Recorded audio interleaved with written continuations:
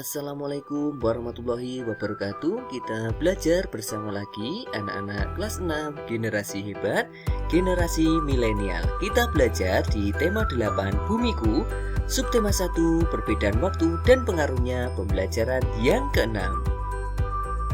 Untuk mupel yang akan kita pelajari pada kali ini adalah SPDP, PPKN, dan Bahasa Indonesia.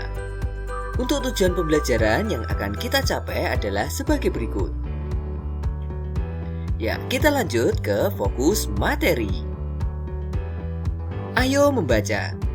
Bacalah teks bacaan di bawah ini dengan teknik membaca memindai.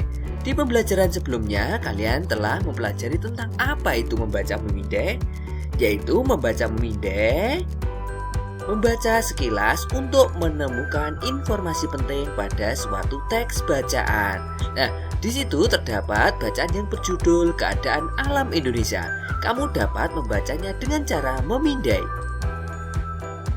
Nah, selanjutnya, setelah kalian membaca memindai, bacaan di atas merupakan contoh sebuah teks non-fiksi. Apakah kamu tahu pengertian teks non-fiksi? Ayo kita cari tahu bersama-sama. Karangan non-fiksi. Karangan non-fiksi ialah karangan yang dibuat berdasarkan fakta, realita, atau peristiwa yang benar-benar terjadi. Tulisan non-fiksi biasanya berbentuk tulisan ilmiah dan ilmiah populer, laporan, artikel, feature, skripsi, tesis, disertasi, makalah, dan sebagainya. Perbedaan antara fiksi dan non-fiksi terletak pada masalah faktual atau tidak, imajiner atau tidak. Perbedaan antara keduanya sama sekali tidak ada hubungannya dengan gaya bahasa atau apapun selain masalah fakta atau hayalan. Karangan non-fiksi berusaha mencapai taraf objektivitas yang tinggi, berusaha menarik dan menggugah nalar atau pikiran pembaca. Bahasa karangan non-fiksi bersifat denotatif dan menunjukkan pada pengertian yang sudah terbatas, sehingga tidak bermakna ganda. Non-fiksi dibagi menjadi dua seperti berikut. 1. Non-fiksi murni, berisi pengembangan berdasarkan data-data yang autentik. Yang kedua, non-fiksi kreatif, berawal dari data autentik kemudian dikembangkan sesuai imajinasi penulisnya yang pada umumnya dalam bentuk novel, puisi, prosa. Dari teks non-fiksi berjudul Keadaan Alam Indonesia, sajikan informasi penting yang kamu temukan dalam format berikut. Nah, formatnya adalah seperti gambar. Ya, ada judulnya Keadaan Alam Indonesia, ada nama yaitu nama kalian, kemudian kondisi umum alam Indonesia, dan ciri-ciri khusus kondisi alam Indonesia. Nah, di sini saya akan memberikan contohnya. Ya, kalian bisa memasukkannya sesuai dengan kolom yang tersedia. Kondisi umum alam Indonesia. Indonesia memiliki ribuan pulau. Indonesia memiliki iklim tropik basah. Memiliki dua musim, yaitu musim penghujan dan musim kemarau. Ciri khusus kondisi alam Indonesia. Curah hujan di Indonesia rata-rata 1.600 mm setahun. Memiliki 400 gunung api dengan 130 diantaranya termasuk gunung api aktif. Indonesia merupakan tempat pertemuan dua rangkaian gunung api aktif, kemudian puluhan patahan aktif. Terdapat salju abadi di puncak-puncak pegunungan di Papua. Salah satunya adalah Puncak Jayawijaya. Ayo mengamati. Indonesia termasuk negara dengan curah hujan cukup tinggi. Pada musim hujan, beberapa daerah mengalami bencana banjir. Bacalah artikel tentang banjir di bawah ini. Sumbatan, air, dan banjir. Di Jakarta, banjir sudah menjadi peristiwa biasa. Pertama kali banjir di Jakarta terdokumentasikan pada tahun 1699. Banjir sudah terjadi di Jakarta sejak zaman kolonial. Ada hal penting terkait banjir yang harus kita ketahui, yakni sumbatan saluran air. sumbatan terjadi ketika Jakarta mengalami banjir. Di kota ini banyak tidak hanya berisi air. Ya, saya ulangi, di kota ini banjir tidak hanya berisi air, namun terdapat banyak sampah juga. Banyak orang yang menganggap air merupakan suatu elemen penyebab polusi. Sebenarnya, sampahnya yang menyebabkan air terkena polusi. Ketika terdapat banyak sampah di sepanjang sungai, tidak ada ruang lagi bagi air untuk mengalir karena terhambat oleh sampah tersebut. Tak pelak lagi, air pun meluap dan terjadilah banjir. Air dan sampah bercampur dan mengalir di sepanjang jalan-jalan yang biasa kita lewati.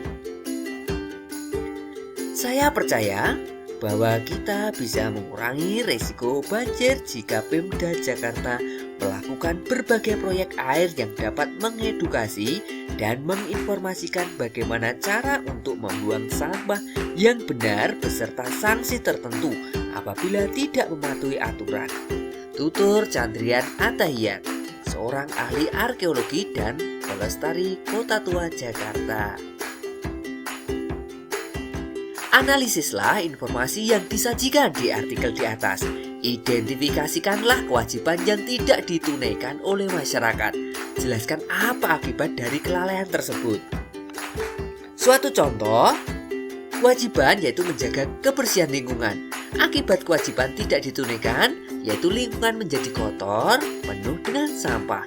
Kemudian, kewajiban menjaga kelancaran saluran air atau selokan. Akibat kewajiban tidak ditunaikan, saluran air tersumbat yang akhirnya menyebabkan banjir. Kemudian, kewajiban menjaga atau mengantisipasi tempat-tempat yang mudah menjadi sarang penyakit. Akibat kewajiban tidak ditunaikan, penyakit merajalela seperti diare, demam berdarah, penyakit kulit, dan lain sebagainya. Selanjutnya, sebagai anggota masyarakat, kita memiliki kewajiban untuk menjaga kebersihan dan kesehatan lingkungan. Bekerjalah dengan kelompok ya. Kalian bisa mendiskusikan untuk mencari kewajiban yaitu di lingkungan masyarakat. Tuliskan hasil diskusi kalian dalam format yang disediakan. Ya.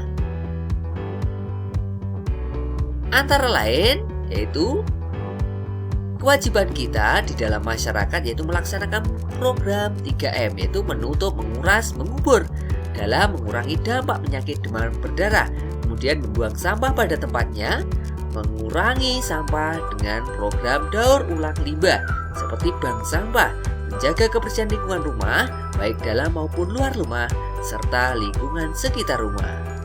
Ayo berlatih. Ketika musim hujan tiba, lapangan sekolah menjadi becek dan berlumpur. Hal ini mengakibatkan sepatu siswa-siswi menjadi kotor.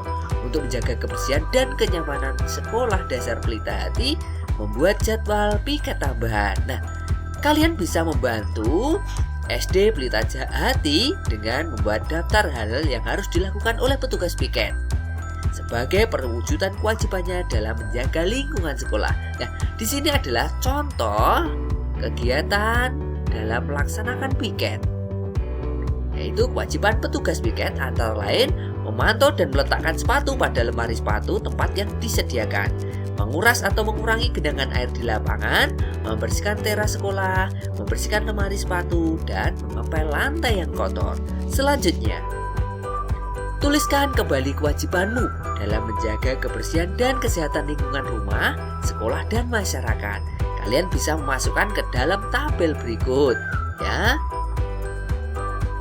Lingkungan rumah, kewajibannya yaitu wajib merapikan tempat tidur ketika baru bangun, wajib mandi secara teratur minimal 2 kali sehari, membersihkan, menyapu kamar tidur, ruang warga, teras, dan ruang yang lain, wajib membuang sampah pada tempatnya. Kemudian di lingkungan sekolah antara lain wajib melaksanakan piket kelas, menjaga kebersihan sekolah, membuang sampah pada tempatnya. Nah, di lingkungan masyarakat kewajibanmu antara lain membuang sampah pada tempatnya, turut serta dalam kegiatan kerja bakti, menjaga kebersihan rumah dan lingkungan sekitar. Kita lanjutkan.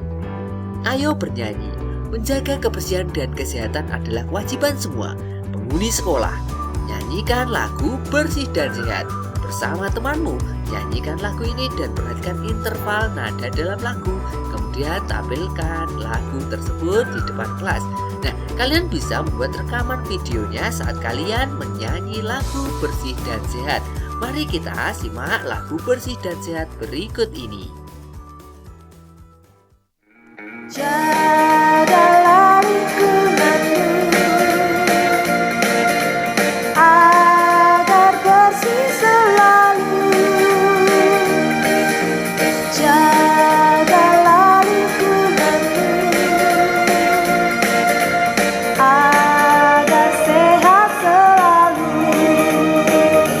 Kebersihan pangkal kesehatan. Kesehatan sangat diperlukan.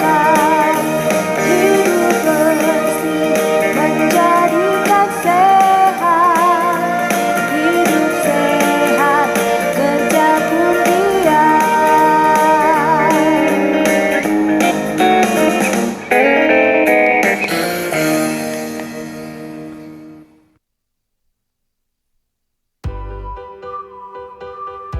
Ya, setelah kalian menyanyikan lagu Bersih dan Sehat, ayo renungkan.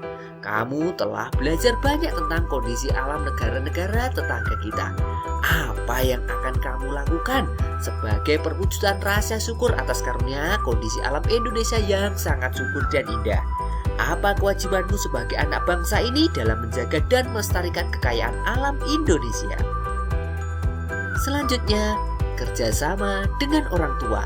Pilihlah salah satu lagu yang telah kamu pelajari di subtema ini. Ceritakanlah kepada orang tuamu tentang interval lagu dan cara mengidentifikasikannya. Ya, tetap semangat belajar meskipun kalian masih belajar dari rumah. Terima kasih. Wassalamualaikum warahmatullahi wabarakatuh.